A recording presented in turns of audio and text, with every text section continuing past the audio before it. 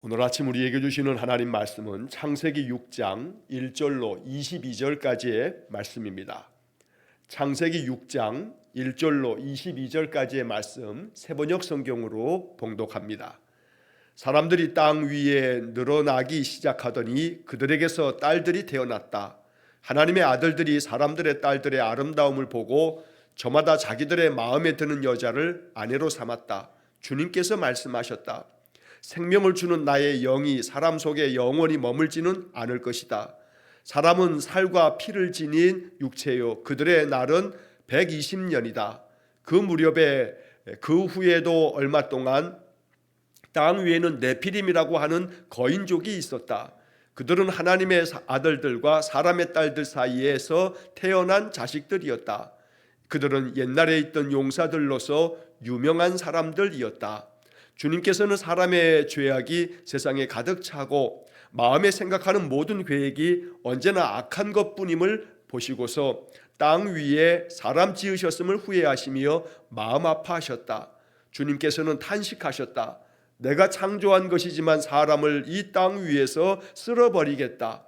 사람뿐 아니라 짐승과 땅 위에 기어다니는 것과 공중의 새까지 그렇게 하겠다. 그것들을 만든 것이 후회되는구나. 그러나 노아만은 주님께 은혜를 입었다. 노아의 역사는 이러하다. 노아는 그 당대에 의롭고 흠이 없는 사람이었다.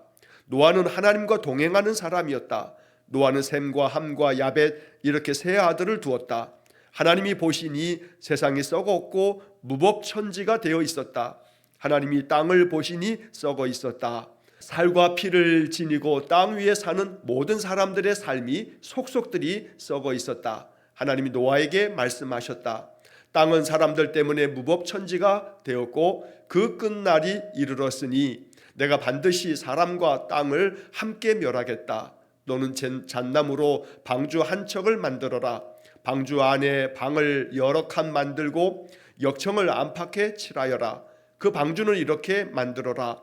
길이는 300자, 너비는 50자, 높이는 30자로 하고 그 방주에는 지붕을 만들되 한 자 치켜 올려서 덮고 방주의 옆쪽에는 출입문을 내고 위층과 가운데층과 아래층으로 나누어서 세 층으로 만들어라.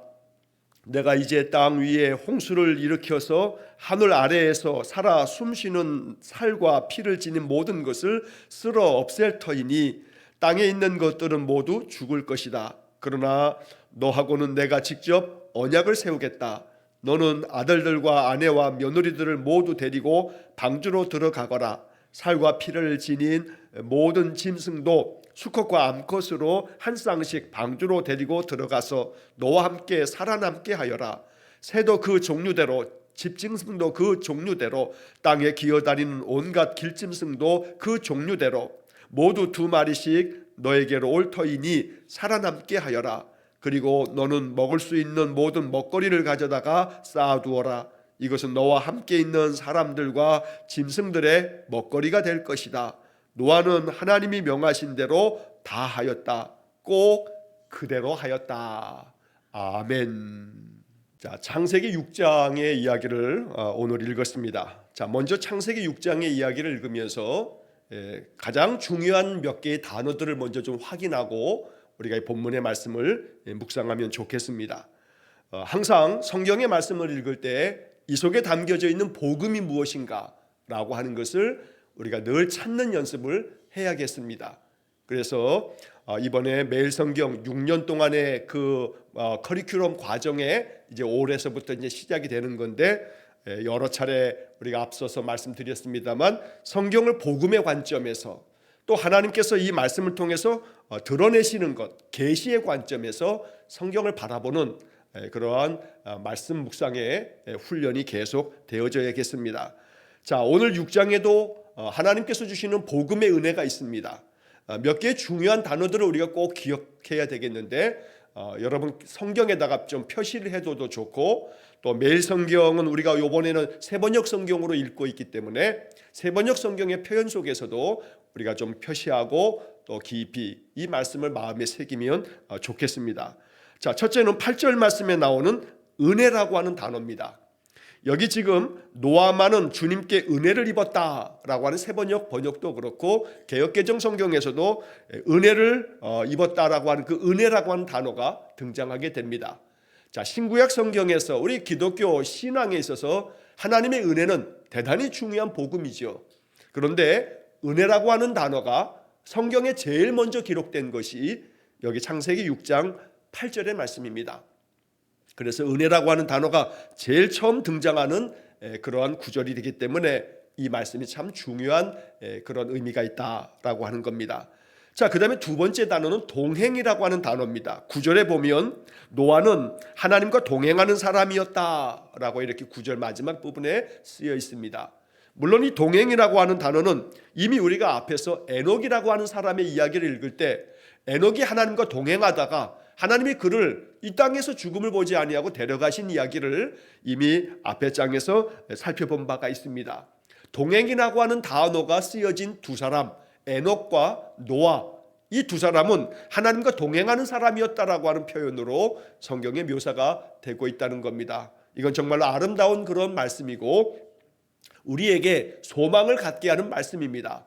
하나님과 동행하는 사람, 여기 지금 9절에 노아는 이라고 되어 있습니다만 이 주어 자리에 노아가 아니라 내 이름이 들어가면 이게 복음이 된다는 겁니다.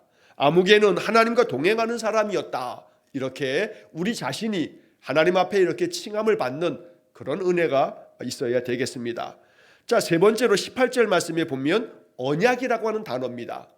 자, 하나님께서 이 세상을 이제 물로 홍수로 심판하시기 위해서 노아에게 방주를 지으라고 쭉 말씀하시는 과정에서 땅에 있는 모든 것들을 다 죽여버릴 것이라고 심판할 것을 명하십니다. 그러나 18절 말씀에 보면 그러나 너하고는 내가 직접 언약을 세우겠다 하고 말씀합니다. 그리고 우리가 나중에 보겠습니다만 그 언약의 징표로 하나님이 무지개를 보여주시는 그런 장면을 우리가 이 노아의 홍수 이야기가 적혀 있는 본문에서 보게 됩니다. 자, 여기 이 언약이라고 하는 이 단어, 성경에서 언약은 가장 중요한 핵심 단어이기도 합니다. 하나님은 이 성경의 말씀을 통해서 우리에게 언약을 알려주신 겁니다. 성경은 약속의 책입니다. 그래서 구약, 신약 이렇게 말합니다. 그 약속의 책이라 말했을 때 그 약속은 바로 성경의 성경적인 표현으로는 언약인 겁니다. 자, 그런데 이 언약이라고 하는 단어가 제일 먼저 등장하는 것이 오늘 본문 6장 18절 말씀입니다. 자, 그래서 다시 정리하자면 오늘 본문에서 은혜라고 하는 말, 언약이라고 하는 말, 바로 이 두 단어가 성경에 아주 중요한 그런 단어들인데 이것이 제일 먼저 기록된 본문이 창세기 6장 오늘 본문에 나오는 이야기라는 겁니다. 자, 그 다음에 또 하나 중요한 단어가 하나 있는데 맨 마지막 22절에 보면 세번역 성경 번역대로 한다면 꼭 그렇게 하였다라고 하는 부분입니다. 개역개정 성경으로 보게 되면 22절의 말씀이 개역개정 성경에 이렇게 번역되어 있습니다. 노아가 그와 같이 하여 하나님이 자기에게 명하신 대로 다 준행하였더라. 준행이라고 하는 단어입니다. 원래 이 준행이라고 하는 말은 명령 따위를 그대로 좇아서 행함이라고 하는 그런 뜻이 있습니다. 그래서 하나님께서 모세에게 이 방주를 이렇게 만들어라 하고 구체적인 설계도를 가르쳐 주셨을 때 모세가 하나님이 명하신 대로 다 하였다, 꼭 그대로 하였다, 다 하였다, 꼭 그대로 하였다, 준행하였다 라고 하는 이 말씀이 오늘 이 창세기 6장에서 대단히 중요한 복음의 말씀이 된다는 것입니다. 자, 이렇게 네 개의 단어, 은혜, 동행, 언약, 준행, 바로 이러한 단어들을 하나님께서는 이 창세기 6장의 이야기 속에 담아두시고 우리에게 이 말씀을 발견하고 이 말씀의 은혜를 누리며 살아가라고 말씀하고 계시는 것입니다. 자, 이렇게 이 창세기 6장의 이야기를 이제 이런 단어들을 중심으로 살펴볼 건데 먼저 이 창세기 6장이 얘기하고 있는 것은 인간의 전적 타락을 얘기하고 있습니다. 그래서 이 창세기 6장은 인간의 죄가 아담과 하와 이 개인들의 죄가 아니라 그 개인의 죄를 넘어서 개인의 문제를 넘어서서 세상 전체에 이 죄가 퍼지게 되고 그래서 온 세상을 부패하게 만드는 구조적인 악으로 확산되었다라고 하는 이야기를 전하고 있는 것이 창세기 6장의 이야기입니다. 또 한편 하나님은 그러한 인간의 죄를 외면하지 않으시고 반드시 심판하시는 거룩하신 분이다 라고 하는 메시지가 이 창세기 6장의 주요 메시지가 됩니다. 더불어 하나님께서는 이렇게 물로 세상을 심판하실 때에도 그런 가운데서도 하나님이 은혜를 베푸시는 사람을 남겨두시는 겁니다. 오늘 본문에 좀 전에 말씀드렸던 8절의 말씀처럼 하나님께서 노아에게는 은혜를 베푸십니다. 그래서 그 은혜를 통해서 하나님께서 다시 생명을 보존하시는 그런 이야기를 오늘 이 창세기 6장이 담고 있다는 겁니다. 자, 그래서 본문의 이야기를 이제 살피면서 첫 번째 주제는 죄라고 하는 것이 단순히 우리의 생각이나 이 마음뿐만 아니라 또 모든 것까지를 다 타락시킨다는 겁니다.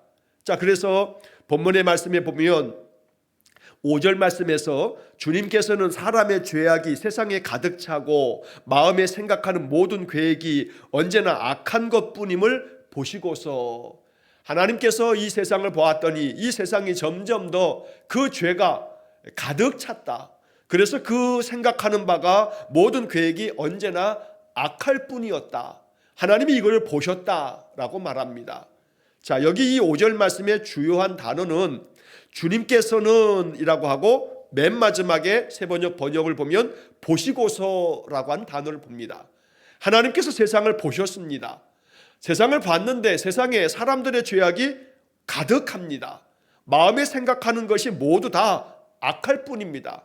모든 계획이 다 악할 뿐이라고 얘기합니다. 하나님이 이걸 보셨다고 말씀하고 있습니다.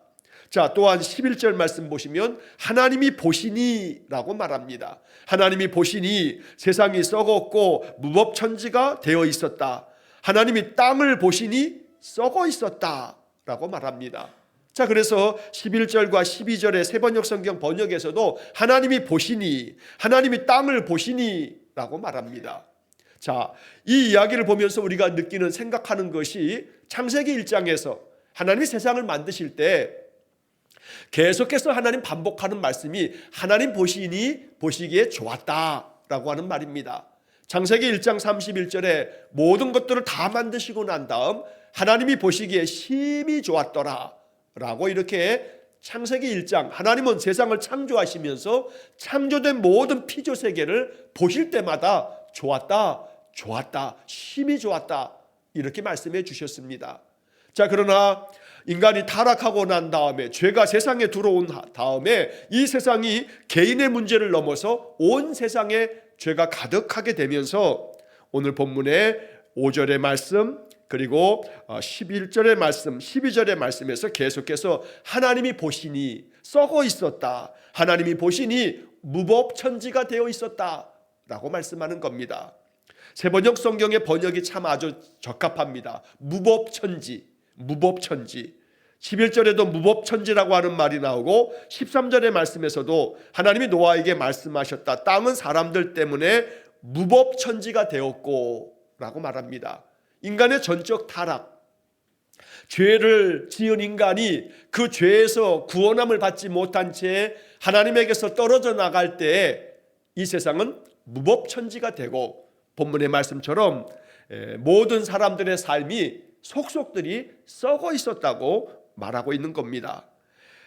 개역개정 성경에서는 부패라고 하는 단어로 번역하고 있는데 세번역 성경은 썩었고 썩어 있었다. 그리고 12절 마지막에 보면 모든 사람들의 삶이 속속들이 썩어 있었다라고 이렇게 번역하고 있습니다.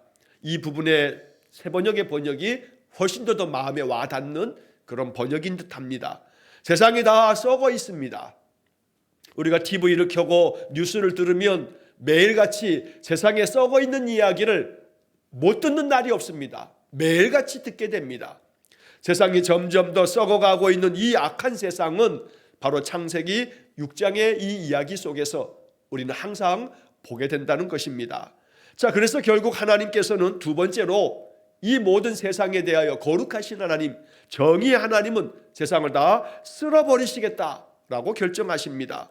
자, 그래서 6절 이하의 말씀에 보면 하나님께서 사람을 지으셨다는 것을 후회하시고 마음 아파하십니다. 탄식하십니다. 그래서 쓸어버리겠다고 결정하십니다.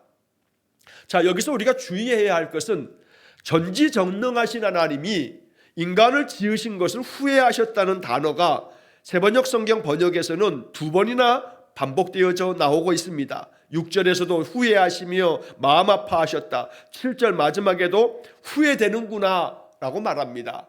여기 이 후회라고 하는 말은 하나님이 이 창조를 후회하셨다라고 하는 하나님의 실수, 하나님의 잘못을 인정하는 그런 식으로 이 말씀을 해석해서는 안 됩니다. 하나님은 신이십니다. 전능하신 신입니다. 이 표현은 하나님이 마치 우리 인간의 마음처럼 마음 아파하심을 이렇게 다 강조하기 위해서 표현된 것이지, 하나님이 인간의 이 타락에 대하여 사람 지으신 것을 아주 후회하시고 탄식하셨다, 이런 표현들은 그만큼 하나님이 마음 아파하셨다라고 하는 이야기를 전하고 있는 겁니다. 하나님께서 인간을 지으실 때 하나님의 형상대로 지으셨습니다. 그래서 선악과에 대한 이야기를 나누면서도 말씀드린 것처럼 인간에게는 자유의지를 주셨습니다. 자유의지가 있어야만 이것이 참 사랑이기 때문입니다. 그렇지 않으면 그냥 로봇에 불과합니다. 전적으로 하나님의 말이라면 무조건 100% 거역함 없이 들을 수밖에 없는 존재로 만드신 게 아닌 겁니다. 오히려 그것에 대하여 거부하거나 거절하거나 반항하는 자유까지도 주시는 그러한 하나님의 참 그러한 성품과 하나님의 형상을 닮아서 우리 인생을 만들어 주신 겁니다. 그러나 인간은 악을 선택하고 죄를 선택하고 하나님 거역하는 것을 선택하면서 하나님에게서 떨어져 나간 겁니다. 자, 그래서 결국 하나님은 쓸어버리시겠다고 이제 심판을 경고하시고 말씀하십니다. 자, 그런데 오늘 본문의 이야기를 보면 이렇게 하나님이 이제 세상의 죄악에 대하여 심판하시겠다는 이야기에 앞서서 1절부터 4절까지의 말씀에 보면 하나님의 아들들과 사람의 딸들이 결혼을 하고 그들에게서 자식이 태어나는데 그들을 네피림이라고 불렀다 하는 이야기가 소개되고 있습니다. 자, 여기 이 1절부터 4절까지의 이야기는 사실은 이 문맥 속에서 아주 중요한 의미를 갖고 있는 얘기입니다.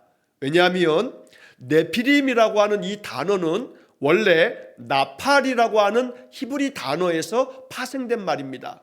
나팔이라고 하는 이 단어의 복수 형태로 쓰여진 건데 원래 이 단어는 떨어지다, 넘어지다, 쓰러지다, 무너지다 이런 뜻을 가지고 있는 단어가 나팔이라고 하는 단어고, 이 단어를 명사형으로 바꾸면서 복수형이 되게 되면 네피림이라고 이렇게 되어지는 건데, 결국 이 단어의 뜻은 뭐냐면 넘어진 자들, 떨어진 자들, 또 무너진 자들, 이러한 의미를 갖는 겁니다. 이게 네피림이라고 하는 말의 뜻입니다. 그래서 이 얘기는 결국 뭐냐면 하나님에게서 떨어져 나간 자들, 하나님에게서 무너져 넘어진 자들, 이러한 뜻을 가지고 있습니다. 자, 그런데 오늘 성경의 이야기에서는 이 네피림을 이야기하면서 네피림이라고 하는 거인족이 있었다라고 말합니다. 네피림을 거인으로 얘기합니다. 원래 이 네피림이라고 하는 이들에 대해서는 오늘 이 창세기 6장에서도 언급되고 있지만 민수기 13장 33절에도 네피림이라고 하는 단어가 한 번 더 나옵니다. 이스라엘 사람들이 출애굽을 하여서 가데스 바네아에서 정탐을 보낼 때에 그 정탐꾼들이 가나안 땅에 들어가 봤더니 가나안 족속들이 거인처럼 아주 키가 장대한 자들이다. 그래서 그들은 네피림과 같다 하는 이야기를 하는 장면에서 민수기 13장에서 한 번 더 언급이 됩니다. 자, 이 네피림이라고 하는 이 단어에 대해서 구약 성경은 이 히브리어로 되어 있는데 나중에 이제 후대에 헬라 시대에 헬라 사람들이 이 구약의 히브리어 말로 되어 있는 구약 성경을 헬라어로 번역을 합니다. 그래서 이제 헬라어로 번역된 헬라어 성경을 70인역이라고 이렇게 말하는데, 그 70인역에서 네피림이라고 하는 이 단어를 뭐라고 번역하냐면 기간테스라고 하는 말로 헬란말로 번역을 합니다. 이 기간테스가 네피림이라고 하는 히브리 말을 헬란말로 번역한 겁니다. 그리고 이 기간테스라고 하는 이 헬란말에서 나중에 파생된 말이 자이언트라고 하는 영어 단어입니다. 우리가 영어 자이언트 그러면 거인이라고 이렇게 번역을 하는데 바로 그 자이언트라고 하는 말이 헬란말 기간테스라고 하는 말에서 파생된 말이고, 그 헬란말 기간테스라고 하는 말은 바로 여기 히브리말 네피림이라고 하는 말에서 유래가 된 것입니다. 자, 왜 이런 말씀 설명을 드리냐면, 이 네피림이라고 하는 자가 오늘 성경의 말씀에 보면 4절 마지막 부분에 보면 그들은 옛날에 있던 용사들로서 유명한 사람들이었다, 이렇게 표현되고 있습니다. 사실은 이것은 은혜로운 표현이 아닙니다. 네피림이라고 하는 자들, 즉 그 단어의 뜻처럼 하나님에게서 떨어져 나간 자들, 하나님에게서 무너져 내린 자들, 즉 타락한 자들이라고 하는 의미가 그 속에 있는데, 그들은 결국 하나님에게서 떨어져 나갔는데 그들은 거인처럼 장대한 몸을 가지고 있습니다. 용사들입니다. 유명한 자들입니다. 개역개정 성경에서는 명성이 있는 사람들이라고도 번역합니다. 결국 이 얘기는 무엇이냐면, 하나님에게서 떨어져 나갔는데 거인입니다. 용사입니다. 명성이 있습니다. 결국 이 네피림이 얘기하고 있는 말은 하나님 없이 강해진 자들, 하나님 없어도 난 강하게 살 수 있어 라고 이렇게 주장하는 자들, 바로 그들이 네피림인 겁니다. 하나님 없이도 나는 부요하고, 하나님 없이도 나는 건강하고, 하나님 없이도 내 인생을 살 수 있고, 이렇게 믿고 이렇게 살아가는 사람들, 그 사람들이 바로 네피림과 다름이 없다는 이야기입니다. 결국 그 얘기는 뭐냐면, 하나님 없이 용사들, 하나님 없이 유명한 사람들, 그들이 세상에 가득한데 그 가득한 자들이 결국 만들어낸 것은 뭐냐면 썩어지고 부패하고 그리고 무법천지가 되어지는 세상이 돼버렸다는 겁니다.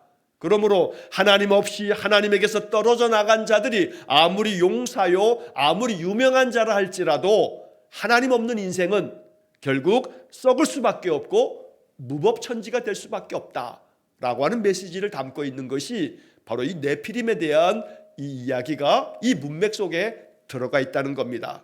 그래서 결국 하나님께서 세상을 심판하시기로 작정하시고, 하나님께서 그 가운데서 노아라고 하는 이 한 사람, 그의 집을 이제 선택하십니다. 자, 본문 8절의 말씀에 우리가 오늘 본문에서 아주 중요한 복음적인 단어, 은혜라고 하는 단어를 만나게 되는데, 하나님께서 노아만은 은혜를 베풀어 주십니다. 그래서 본문 8절에 그러나 노아만은 주님께 은혜를 입었다. 여기서 중요한 것은 그러나라고 하는 단어입니다. 이렇게 하나님께서 모든 세상을 쓸어버리시겠다고 그 만드신 것을 탄식하시며 한탄하신 하나님이신데, 그러나 노아에게만은 하나님이 은혜를 부어주시는 겁니다. 자, 그래서 오늘 우리는 하나님께서 노아를 선택하신 이유가 뭔가, 노아가 그 다음에 9절에 말씀하고 있는 것처럼 당대 의롭고 흠이 없는 사람이라고 표현하는데, 그가 의롭고 흠이 없는 사람이기 때문에 그를 선택하신 것이 아닙니다. 노아가 의롭고 흠이 없기 때문에 선택된 것이 아니고, 하나님께서 노아에게 은혜를 베푸셨기 때문에 하나님의 은혜가 먼저인 것이고, 그 은혜 안에서 살다 보니 그가 의롭고 흠이 없는 자의 삶을 살게 되므로 하나님의 선택함을 받아서 이 홍수로 세상을 멸하실 때에도 그와 그의 가족들을 방주를 만들어서 그들을 살려내시고 보존하시는 은혜를 베푸십니다. 그러므로 하나님께서 이 심판 중에서도 은혜를 베푸신다라고 하는 것이 우리에게 복음입니다.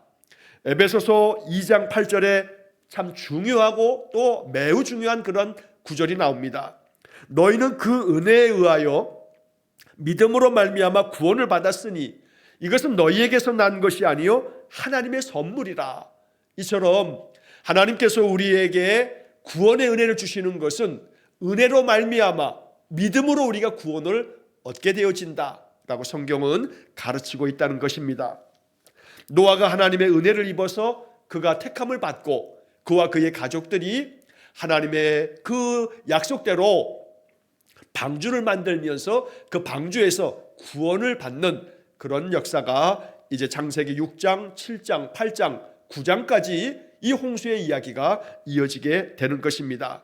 자, 여기서 우리가 알아야 할 중요한 사실 하나는 하나님께서 노아에게 방주를 허락해 주셔서 방주의 설계도까지 다 만들어 주시고 그 방주를 짓게 하십니다. 그리고 거기서 이제 그들은 구원함을 얻게 됩니다. 자, 그럼 여기서 중요한 사실은 하나님께서 이 노아를 보실 때 노아의 믿음이라고 하는 게 뭐냐? 노아의 믿음은 단순한 마음의 결단이 노아의 믿음일 수 없습니다. 거기서부터 출발합니다만 그 다음에 중요한 것은 노아가 아무리 하나님 앞에서 의롭고 당대 흠이 없는 자라고 여겨진다 할지라도 이 세상을 심판하시는 가운데 노아의 가족이 구원함을 받으려면 방주를 만들라 했을 때 그 명령대로 준행해야 하는 겁니다. 방주를 만들지 않으면 아무리 믿어도 결국은 그들은 구원함을 받을 수 없습니다. 그러므로 믿음은 마음의 결단으로 끝나는 것이 아니라 결국 하나님께서 명하시는 대로 삶 전체를 통해서 순종하는 과정이 믿음이다 라고 하는 것을 가르칩니다. 내가 마음속에 믿겠습니다 이렇게 입으로 고백하는 것으로 믿음이 끝나지 않는다는 겁니다. 그렇게 시작이 됩니다만 그 시작은 계속해서 나의 삶을 통해서 순종으로 나아갈 때 그 순종의 과정을 통해서 우리는 그 믿음이 완성되어진다라고 하는 것을 잊지 말아야 합니다. 구원은 믿음으로 얻습니다. 그렇게 믿음으로 시작이 됩니다. 그러나 순종으로 우리의 구원이 완성되어진다라고 하는 것도 오늘 이 본문의 이야기를 통해서 우리가 잊지 말아야 되겠습니다. 자, 하나님께서는 18절의 말씀에서 노아와 언약을 맺습니다. 이 언약은 하나님께서 인간에게 맺으신 첫 번째 약속입니다. 그래서 내가 너와 직접 언약을 세우겠다 말씀합니다. 18절 말씀에서 그러나 너하고는 내가 직접 언약을 세우겠다. 하나님께서 노아와 맺으신 이 언약이라고 하는 이 큰 은혜, 그래서 하나님께서 노아에게는 너와 너의 가족들이 그리고 이 땅에 하나님께서 창조하신 그 생명체들을 구원할 수 있도록 이제 방주를 만드시면서 노아에게 명하시는 말씀이 있습니다. 19절의 말씀부터 여러 번 반복되는 이야기가 너와 함께 살아남게 하여라 라고 하는 단어입니다. 살아남게 하여라, 너와 함께 살아남게 하여라. 또한 20절 맨 마지막에서도 살아남게 하여라 라고 말씀합니다. 이 살아남게 하여라 라고 하는 것을 개역개정 성경에서는 보존하게 하라, 보존이라고 하는 말을 사용합니다. 하나님께서 세상을 만드시고 이 세상을 인간에게 맡기시면서 이 세상을 정복하라 또 다스려라 라고 명령하실 때 그 다스림이라고 하는 것은 세상을 아름답게 보존하라는 명령이기도 합니다. 창조 세계를 보존하는 것이 바로 하나님의 명령이었고 이것이 첫 번째 맺어졌던 약속, 언약이었다는 겁니다. 그러므로 하나님께서 노아와 그의 가족들에게 내가 너희들의 생명을 보존하겠다. 너희들도 내가 지은 이 피조세계, 이 생명들을 살아남게 하여라 라고 말씀하고 있는 겁니다. 이것이 하나님께서 인간 노아와 함께 맺으셨던 첫 번째 언약, 계약이었다는 겁니다. 내가 너와 너의 가족들을 방주를 만들게 함으로 방주를 통해서 너의 8 식구들을 구원하겠다, 살려주겠다, 살아남게 하겠다. 그러니 너도 방주를 만드는 일에 순종함으로 많은 생명체들을 한 쌍씩, 암수 한 쌍씩 방주로 나오게 할 테니 그들을 잘 살아남게 하여라 라고 말씀합니다. 오늘 이 말씀을 복음으로 우리가 들어야겠습니다. 하나님이 우리를 구원하셨습니다. 우리에게 구원의 은혜를 베푸셨습니다. 하나님의 자녀 되게 하셨고 하나님 백성 되게 하셨습니다. 그리고 우리에게 명하십니다. 너의 주변 사람들을 살아남게 하여라. 네가 관계하는 사람들을 살아남게 하여라 라고 말씀하고 있다는 겁니다. 사람을 죽이는 말이 아니라 사람을 살리는 말로, 사람들을 낙담하게 하는 게 아니라 사람들에게 위로하고 소망을 주고 그리고 그들의 마음을 일으켜주는 그런 사명, 하나님께서 노아와 맺었던 첫 번째 언약이었다는 겁니다. 살아남게 하여라. 오늘 이 말씀을 깊이 묵상하면서 내가 살아남도록 보존해 주어야 할 사람들이 누구인가를 묵상하는 말씀이 되기를 원합니다. 마지막으로 22절에 노아는 하나님께서 명하신 대로 꼭 그대로 하였다, 준행하였다고 말씀합니다. 오늘 이 말씀 앞에 우리가 순종해야겠습니다.